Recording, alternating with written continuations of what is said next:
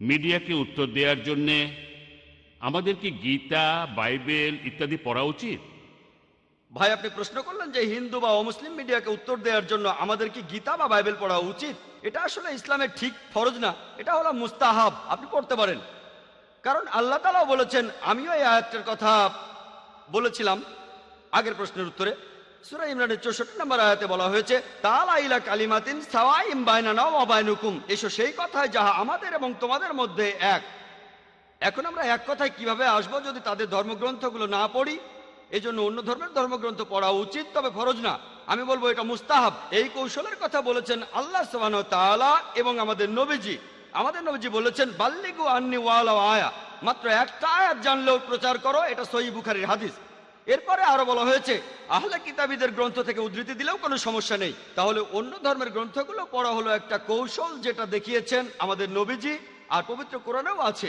যদি এমনটা করতে পারেন তাহলে খুবই ভালো। তবে এখানে আপনাকে বাইবেলে হাফেজ হতে হবে না, বেদে হাফেজ হতে হবে না, বা গীতায় হাফেজ হতে হবে না। আপনাকে জানতে হবে দাওয়ার জন্য কোন অনুচ্ছেদগুলো লাগবে। এত সময় দেওয়া লাগবে না যেটা কোরআনের পেছনে দেন। সময় নষ্ট করবেন না। এমনকি আমিও বাইবেলে হাফেজ নই, কোরআনেও হাফেজ নই। কোরআনে হাফেজ হতে চাই, তবে এখনো নই। বেদে হাফেজ নই বা ভগবত গীতায় হাফেজ নই, তবে আমি বেদের সেই অনুচ্ছেদগুলো জানি যেগুলো দাওয়ার কাজে লাগে। বাইবেলের সেই অনুচ্ছেদগুলো জানি যেগুলো মিশনারিরা বলে।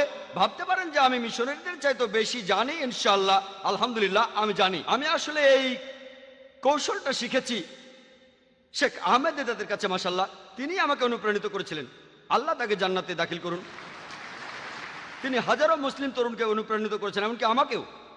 তাই আপনি সময় নষ্ট করবেন না, তবে আপনি সেই অনুচ্ছেদগুলো পড়বেন যেগুলো দাওয়ার কাজে লাগবে।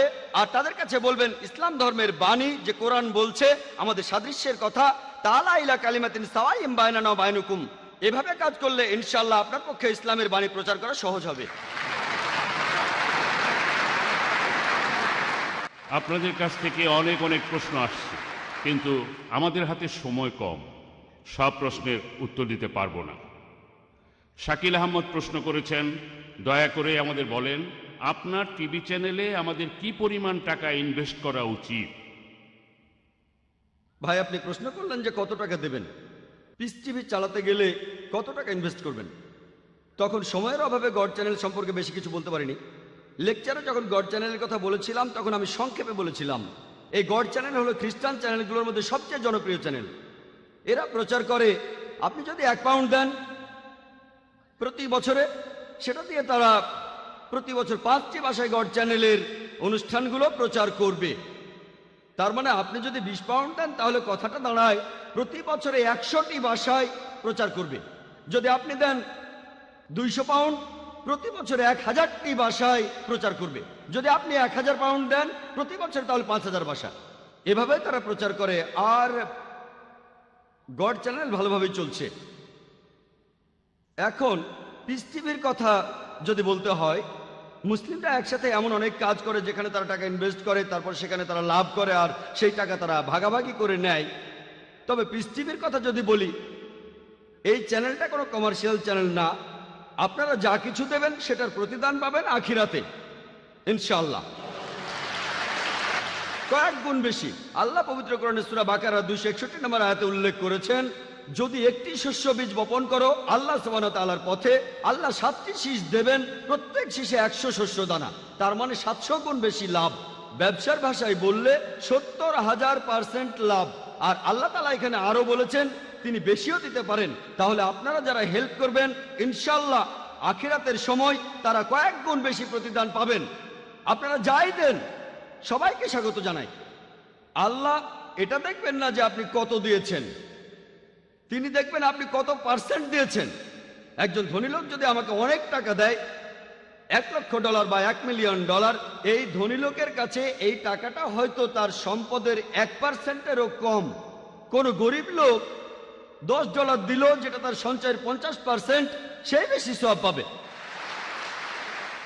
আমাদের চ্যানেলটা আসলে চলবে আল্লাহর সাহায্যে। আমি যে দাওয়া দেই, আমি কিন্তু নিজেকে খুব বেশি বুদ্ধিমান মনে করি না। বিশ্বাস করুন, আমি তোতলা ছিলাম। যারা আমাকে ছোটবেলা থেকে চেনেন তারাও জানে আমি তোতলা ছিলাম। কেউ জিজ্ঞেস করলো তোমার নাম কি, আমি বললাম জাকির। এই অবস্থা ছিল। আমি অবশ্য মুসা নবীর দোয়াটা পড়ি, উনিও তোতলা ছিলেন, রাব্বিশ রাহলি সাদরি ওয়া ইয়াসিরলি আমরি ওয়াহলুল উকদাতাম মিন লিসানি ইয়াফকাহু কাওলি। হে আমার প্রভু, আমার বক্ষ প্রশস্ত করিয়া দাও, আমার জিহ্বার জড়তা দূর করিয়া দাও, যাহাতে লোকে আমার কথা বুঝিতে পারে। তাই আল্লাহ সাহায্য করবেন। আমি নিজেকে খুব বুদ্ধিমান ভাবি না, তাই এখানে আমাদের আসলে আল্লাহর সাহায্য দরকার। আর আল্লাহ বিভিন্ন উপায়ে তার বান্দাদের সাহায্য করেন। আপনারা যত টাকাই দেন না কেন, এখানে আমি আবারও বলবো সেটার পার্সেন্টেজটা দেখেন। আমি আপনাদের বলবো আপনারা টাকার পরিমাণটা দেখবেন না, আপনি ঠিক করবেন যে ইনশাল্লাহ আমি যে জাকাত দেই তার পাশাপাশি আমার প্রতি মাসের ইনকামের 20% দেব পিস টিভিকে, 25%, 30%। কেউ যদি গরিব হয়ে থাকে সে হয়তো বলবে যে আমি ইনকাম থেকে দিয়ে দেব 20%, সেটার পরিমাণ হতে পারে $100।